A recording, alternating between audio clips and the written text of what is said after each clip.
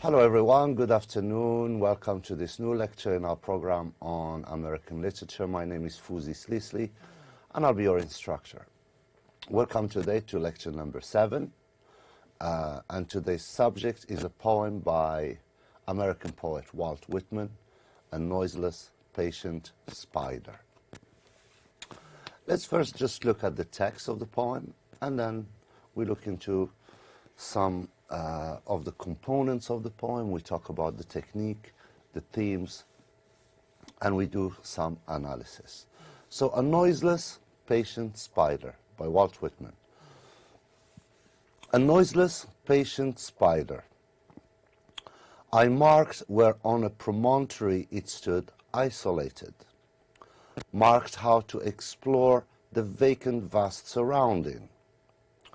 It launched forth filament out of itself, ever unreeling them, ever tirelessly speeding them. And you, O my soul, where you stand, surrounded, detached, in measureless ocean of space, ceaselessly musing, venturing, throwing, seeking the spheres to connect them, till the bridge you will need be formed, till the ductile anchor hold, till the gossamer thread you fling catch somewhere, O my soul. So that's the poem. It's short, to the point. Let's begin a little bit to unpack it, to unwrap it, and see underneath these quick 2 stanzas. There is just 2 stanzas here, 5 lines and 5 lines. So it's a poem that has 10 lines, making 2 stanzas. First of all, Walt Whitman. He was born in 1819 and died in 1892. So he was a 19th century poet through and through. He was an American poet, essayist and journalist, a humanist. He was part of the transition between transcendentalism and realism. Remember transcendentalism? We talked about it the last time in the previous lecture. So Walt Whitman was, in a way, a transition between transcendentalism and realism, incorporating both views in his work. So we do find transcendentalist elements and we do find realist elements. Whitman is among the most influential poets in the American canon, often called the father of free verse. His work was very controversial in its time, particularly his poetry collection Leaves of Grass, which was described as obscene for its overt sexuality. A Noiseless Patient Spider is a lyric poem. Walt Whitman wrote the poem in the 1860s and published it in the 1871-1872 edition of Leaves of Grass.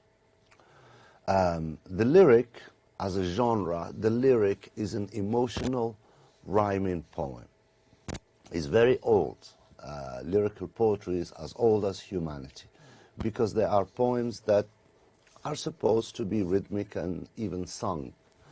Lyric poems have a musical rhythm, and their topics often explore romantic feelings or other strong emotions. You can usually identify a lyric poem by its musicality.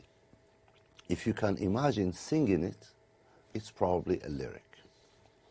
In ancient Greece and Rome, lyric poems were in fact sung to the strums of an accompanying lyre. The lyre is an ancient musical instrument. It's the word lyre, in fact, that is at the root of lyric. So lyric comes from the word lyre, which is an ancient musical instrument. The Greek lyrikos means singing to the lyre. So lyrikos from which we get the word lyric, means singing to the lyre. A few words about the themes of the poem. A noiseless, patient spider develops the following themes. First of all, there is the theme of the quest or exploration. The quest. There is a quest in the poem. The poet is on a mission to find something. We call that a quest or exploration. It's a quest for meaning and knowledge in the vastness of the universe. And the comparison is between this spider that, sees from the spider's perspective, the world, the universe is immense, huge, right? And the poet is trying to see the universe also just like a spider in a way, looking at the universe and trying to find meaning. Another, excuse me, another theme is the courage to venture forth alone into unknown territory. This courage to explore, to be in an unknown, unfamiliar ground, unfamiliar territory, and to have the courage to venture forth alone, to explore, to see what's going on, to see what's there, and learn, right? So that's the second theme. Perhaps the third theme is the patience to build.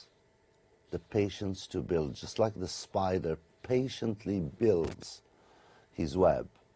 The poet is trying to be inspired from that and also conceive of himself with this quality of having the patience to build, a plexus that links one stopping place to the next. And the fourth and final theme is perhaps the perseverance to carry on until the gossamer thread connects to a goal, right? Until this little thread that the spider is patiently working on until finally it connects to a goal. That takes patience and perseverance. The poem, the entire poem, functions like a metaphor because it compares a spider to a human. That's basically what the text does. It compares what the spider is doing to what the poet wants to do. Each creature tirelessly constructs bonds to its surroundings. A spider spins silken thread to span a void because, it's the spider's threads that will connect bridges in a surface that's really a void, right? And the poet imagines himself in the same situation. A human builds ships, airplanes, bridges. Sometimes he crosses a void with a telescope, as Galileo did, or reaches new plateaus of knowledge with a question, as Socrates did, or a theory, as Einstein did. And for the poet, each one of these activities is similar to the spider's work of connecting bridges, of building bridges across a void. So the poet, equally, similarly, builds bridges across a void through, sometimes just by asking questions about unknown subjects, like Socrates did. By basically, the bridge that Socrates built was philosophy. And sometimes crossing the void, humans cross the void with a telescope, like Galileo did when he came out with his theories. And then sometimes humans cross the void by developing theories, like Einstein did. So the poem is a metaphor that compares the work that a spider does in connecting, points from point A to point B and building bridges across a void to human activities that also metaphorically builds bridges across a void through questions, through telescopes, or through scientific theories. The structure of the poem is pretty simple. The poem contains two 5-line stanzas. So 2 stanzas, and each stanza has 5 lines. The first one consisting of one long sentence. The entire first stanza is one sentence. Let's go back and read it. A noiseless, patient spider I marked where on a promontory it stood isolated, marked how to explore the vacant vast surrounding. It launched forth filament, filament, filament out of itself, ever unreeling them, ever tirelessly speeding them. These 5 lines make up one single sentence.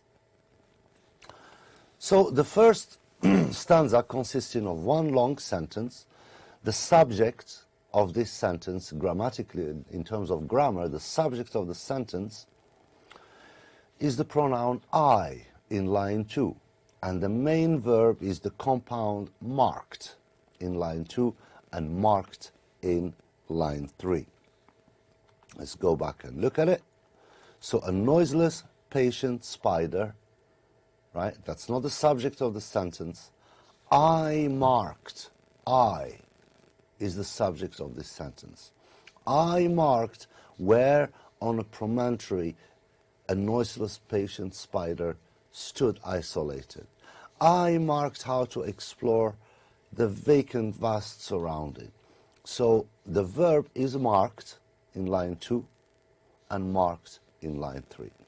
And the subject of this sentence is the pronoun I, which is the poet speaking.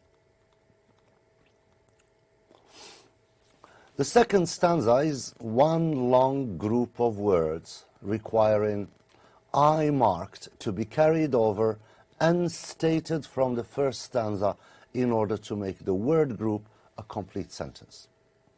And that's interesting. The second stanza is just a string of words. And to make sense, we have to carry over in our mind the expression I marked. We have to bring it in our mind from the first stanza to the second stanza for the second stanza to make sense. If inserted, I marked would occur after and in line 6 or soul in line 6. The poet achieves a measure of balance between the 2 stanzas with the words unreeling and speeding in the first stanza and musing, venturing, throwing and seeking in the second stanza. He also balances isolated in the first stanza, line 1, with detached in the second stanza, line 2. And vacant, vast surrounding in the first stanza, this is line 2, with measureless oceans of space in the second stanza, also line 2. As far as the format is concerned, this poem is, the format of this poem is free verse. Whitman wrote a noiseless patient spider in free verse, also called vers libre, which is a French term. Free verse, in Arabic we say shi'r al-hur. Free verse generally has no metrical patterns or end rhyme. It doesn't have metrical pattern and it doesn't have an end rhyme. However, it may contain patterns of another kind, such as repetition to impart emphasis, balance, and rhythm. For example, Whitman's poem uses marked twice in lines 2 and 3. Filament, the word filament is used 3 times in line 4. Oh, my soul is used twice in line 6 and 10. And till is used 3 times in lines 9 and 10. Free verse may also contain conventional figures of speech. For example, and these figures of speech, for example, it uses alliteration in line 3, vacant, vast. In line 4, the words fourth, filament, filament, filament. And alliteration is the repetition of a consonant sound in a line. So in line 3, there is vacant, vast, the repetition of the V sound. In line 4, there is the repetition of the consonant F. Fourth, filament, filament, filament. Lines 6 and 7, there is the repetition of stand, surrounded, detached. So that's for alliteration. Excuse me. Free verse also uses anaphora in lines 9 and 10, and it's the repetition of till. It also uses apostrophe in the second stanza, where the speaker addresses his soul. And also free verse uses metaphor in the second stanza. The speaker compares himself to a spider. There is also, the poem also uses metaphor or personification in the second stanza. The speaker compares his soul to a person, like his own soul is a person, and metaphors that compare the bond that the speaker forms to a bridge. This is in line 9. The attachment he forms to an anchor in line 10, and his exploration to a gossamer thread in line 10. So as you can see, it's a small poem. It's short and it's very intelligently built together. It's practically just one long sentence in stanza number 1, and stanza number 2, it's just a series of words that make sense only when we carry the subject and the verb I marked from the first stanza into the second stanza for the second stanza to make sense. It's free verse, but it's full of imagery, it's full of figures of speech and metaphors and so on.